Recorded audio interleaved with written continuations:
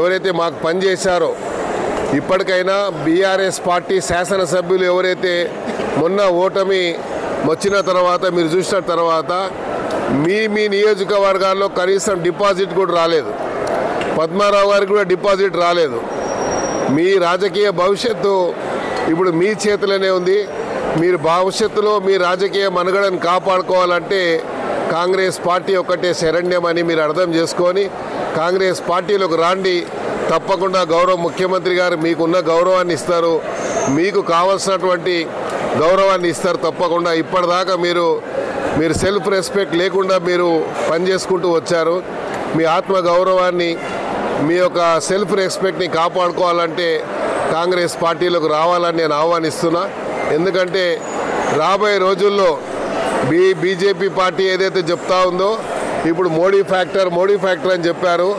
ఎక్కడైతే రామ మందిర్ నిర్మాణం జరిగిందో అయోధ్యలోనే మోడీకి సంబంధించిన బీజేపీ నాయకులు ఓడిపోయారు.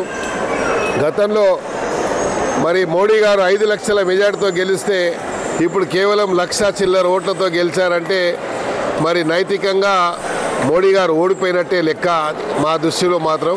ఏదేమైనప్పటికీ ఇప్పుడు రాబోయే రోజుల్లో కాంగ్రెస్ పార్టీ భవిష్యత్తు ఉంది తెలంగాణలో, కాబట్టి కాంగ్రెస్ పార్టీలోకి మీరు రావాలని మనస్ఫూర్తిగా ఆహ్వానిస్తున్నాను. మీ శ్రేయోభిలాషిగా మీరు వస్తారని, వస్తే మీకు ఆ గౌరవం దక్కే విధంగా నేను బాధ్యత తీసుకుంటానని కూడా ఈ సందర్భంగా తెలియజేసుకుంటూ, మీరు మొన్న గెలిచి చేసినటువంటి కృషికి ప్రతి కాంగ్రెస్ కార్యకర్తకి, నాయకులకు అందరికీ పేరున మరి ఓటర్స్కి అందరికీ కూడా నాకు సుమారు 4,23,000 ఓట్లు వేసినటువంటి ఓటర్ మహాశయులందరికీ పేరున నేను ధన్యవాదాలు తెలియజేస్తాను.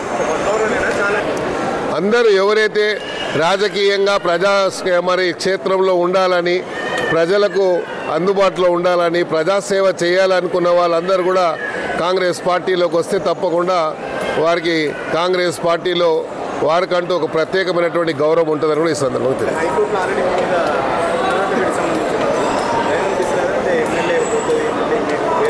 నేనేమంటున్నా, ముందు రాబోయే రోజుల్లో కోర్టు నిర్ణయిస్తుంది. కోర్టుకి ఇంకా సమయం చాలా ఉంది. కోర్టులో ఏ నిర్ణయం వచ్చినా దానికి నేను కోర్టులో ఏ జవాబు చెప్పాలో సరైన జవాబు చెప్తాను.